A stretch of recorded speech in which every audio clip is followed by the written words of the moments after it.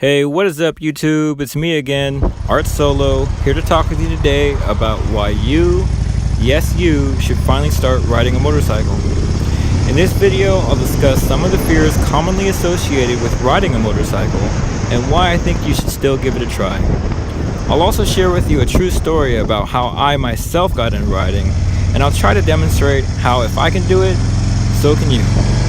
This video is mainly for those of you thinking about pulling the trigger and getting on a bike, but who still have some doubts.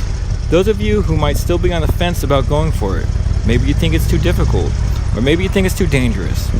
So if you're watching this video, then you're like me, before I took the leap onto the life of two wheels, searching for content on YouTube and other forms of media about getting started on a motorcycle. And since you're watching this, then I'll make the assumption that you're actually interested in riding, and I'm here to tell you that that's actually a good thing. First, let me start from the beginning, about the first time I ever got on a motorcycle. It was actually a dirt bike, and this was about 6 years ago. My friends were having a dirt biking trip, and I was asked to come along. I gladly accepted. So, once we arrived at the off-road park, I got on the bike. Keep in mind that this was only a child-sized dirt bike. I proceeded to rev the engine a little bit in neutral, and after a moment of getting used to the sound and feel of the machine, I clicked it into first gear. I let off the clutch and gave it some gas. Well, actually, I gave it a lot of gas, and I shot forward like a race car. It didn't occur to me to let off the throttle, or pull in the clutch, or squeeze the brakes. Anything that would have slowed me down. Instead, I panicked, and for some reason, I gave the bike more throttle.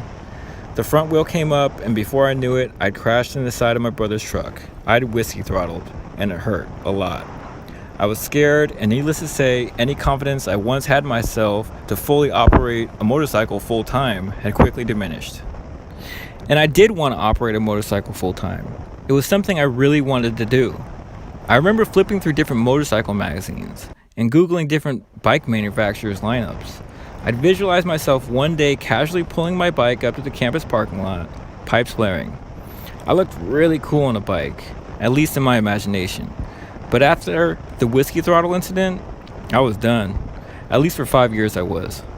Then, after about 5 years of licking my wounds, the itch came back to ride. I was on Google and YouTube more than ever. Eventually, I started watching tons of YouTube videos on how to ride for beginners. And I mean everything. How to fill your gas tank, the proper way to mount a bike, how to park on a hill, how to ride at low speeds, how to lane split, the safest way to brake, the correct way to switch gears. Everything, and I paid really close attention. I strongly encourage anyone who's thinking about riding to watch all the instructional videos on YouTube that they can stand. Read articles, soak it up. There are tons of videos out there on how to ride, from the most basic of functions like starting the bike to sophisticated maneuvers like countersteering, and they are all put out there by fellow riders who seem to really care about getting riders on the right track. Yami Noob and Cycle Cruiser are the first YouTubers to come to mind. I found them both very, very helpful. So after months of mulling it over, I finally said the heck with it. I went down to a place that sold used motorcycles, and I got my first bike. It was a 250cc Yamaha GZ. Keep in mind, the only experience I actually had riding a motorcycle up to this point was a dirt bike whiskey throttle experience 5 years earlier, but I was determined. I purposely selected the GZ because it was cheap, light, and not very powerful.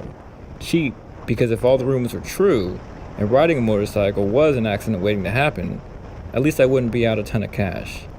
Light because myself only weighing 125 pounds, I wanted something that was easily controllable. And underpowered because again, if all the rumors were true, I didn't want to be moving excessively fast when I inevitably crashed. I started out putting around the parking lot of my apartment complex, stalling occasionally, but at least I wasn't whiskey throttling anymore. Again, if you're a noob thinking about riding, please watch some instructional videos on how to operate a motorcycle, and or take the MSF. Anyway, back to my story. I eventually built up the courage to take the 250 around the corner to the grocery store. A few days later, I took her 5 blocks away. It wasn't that hard after all.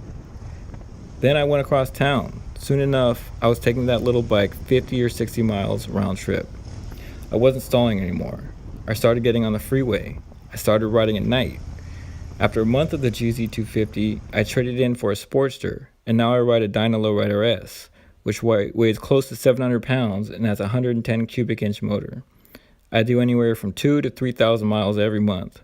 I have never dropped a bike, and I have never laid it down. I've never been in an accident, and I'm still alive. I have all my limbs and skin. I've got more seat time and miles on a bike in the last year than many casual riders do in a decade or more. And you know what I found? I found that most of the rumors you hear about the inevitability of dying on a bike, that they are all death traps, are greatly exaggerated and just untrue. Playing Russian roulette is a death wish. I've been told that riding a motorcycle is the same. Well, I'm here to tell you that that's total BS. Loading around into a revolver, spinning the chamber, and pulling the trigger while it's pointing at your eyeball is completely different than gearing up and riding a motorcycle in a sensible manner. Whoever tells you that riding a motorcycle is a death wish has either never rode or doesn't know what they're talking about. How do I know? Because I used to be one of those people, telling others that I would like to get a motorcycle, however, I don't want to die, so I'll stick to driving my truck.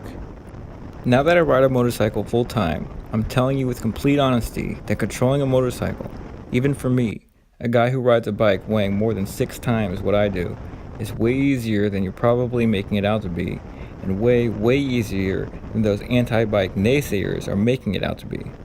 I'm also going to tell you with a clear conscience that riding a motorcycle is reasonably safe, so long as you're doing so in a sensible, common sense kind of way.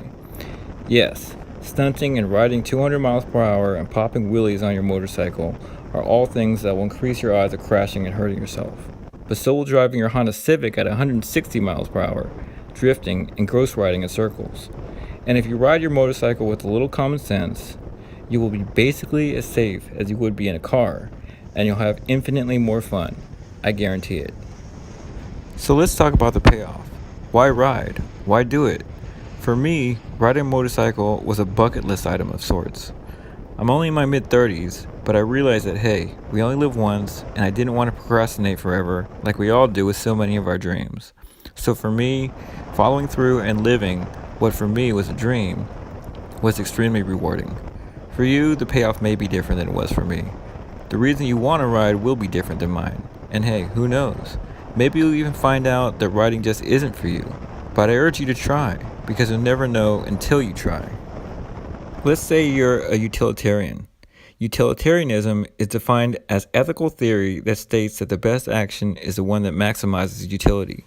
Basically, you base your decision, at least in part, by how useful that decision will be.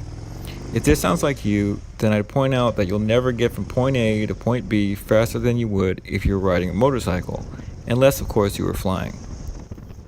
And you'd be hard-pressed to find a car that gets better gas mileage than a bike, saving you money at the pump. I ride from San Jose, California to San Francisco, California and back every weekday for work. It's approximately 105 miles round trip. In a car, the daily commute takes me 180 minutes and I burn over 5 gallons of gas. On my bike, those figures are reduced to 120 minutes round trip and about 2.5 gallons of gas. In a year, this will save me over 276 hours of commuting, or approximately 11 and a half days. I will also save approximately $2,100 worth of gas.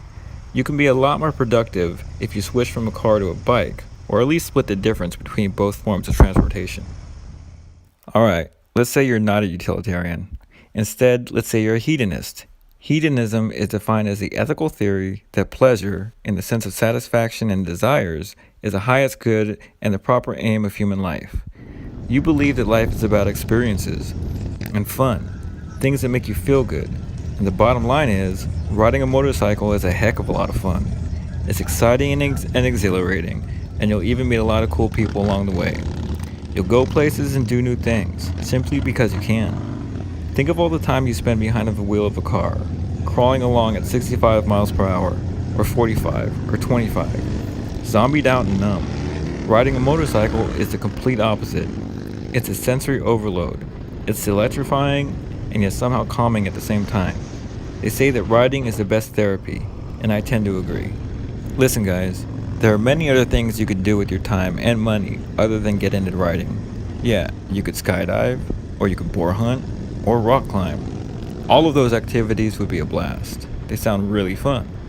but you can't do any of those things every single day like you can with a motorcycle.